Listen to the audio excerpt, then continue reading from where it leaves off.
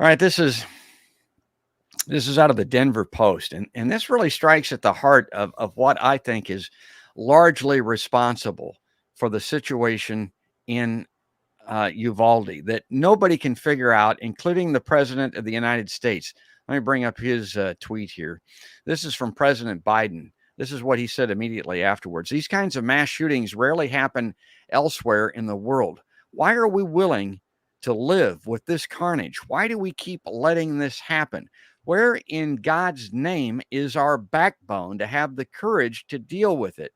It's time to turn this pain into action. Okay, I'm a big critic of Joe Biden. I didn't like this guy.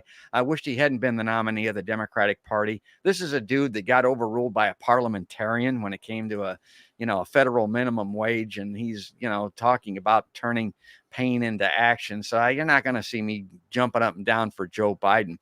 But here's the point that I would make to Joe, and I'm a little bit different about the way that I look at this type of thing. I think there's two reasons that we are where we're at in the United States with these damn guns. Number one, well, maybe three reasons.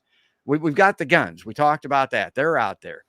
Number two, unlike a lot of other countries, other societies, we have a family life here in this country that is largely devoid of fathership.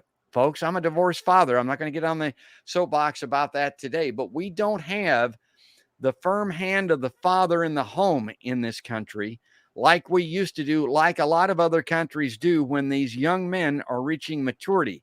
That's part of it, the disciplinary angle of this, but it's also the shaping of it. When you expel a father from the home, when he's run out of the house, either by the mother because of divorce or because of the courts, hell, because of prison in a lot of the parts of the country, the son in this developmental stage, 5, 6, 7 years old or whatever, is greatly harmed by this. And when they get to be old, they're looking for influences. They're being influenced. And people want to blame influences like movies, music, video games, and that type of thing.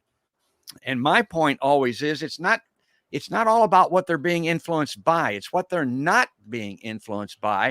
And in a lot of respects, in this country in particular, it's the father. And it's not all on the government. It's not all on the women. They're not all to blame. I'll tell you who else is to blame. The fathers are in a lot of parts, in a lot of ways. I mean, they're abdicating their role. The average marriage in America lasts 5 or 6 years, I think. That means that a lot of these kids are 7 or 8 years old when dad decides, or when dad's evicted from the home, to when he's out of the house. And I think that has a lot to do with it. And the circumstance that I wanted to bring up on screen is a situation in Columbine. Columbine High School shooting plot planned for more than a year. Eric Harris and Dylan Klebold launched the rampage against their own high school in April 1999. Now, this is kind of where these mass shootings jump to the consciousness of America. And I've never forgotten it. And I think about it a lot, Stephen. And what I think about is the fact that these kids in Columbine were plotting this. They were amassing their arsenal. Hell, they were assembling high explosives in their bedrooms, in their mom's house for a year.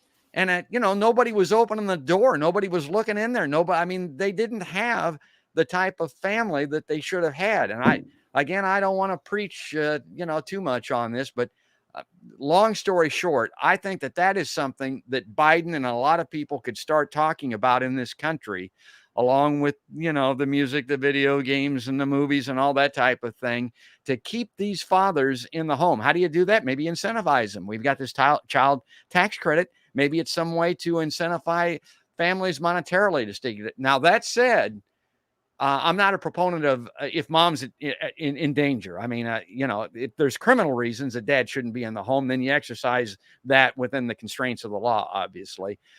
So I'm not of that mind. But Stephen, what's your take on my ramble there? I think you're onto something. I think you're striking to the, part of, America is a traumatized soul. It really is. Problem is, for Biden to do something about it. He just has no credibility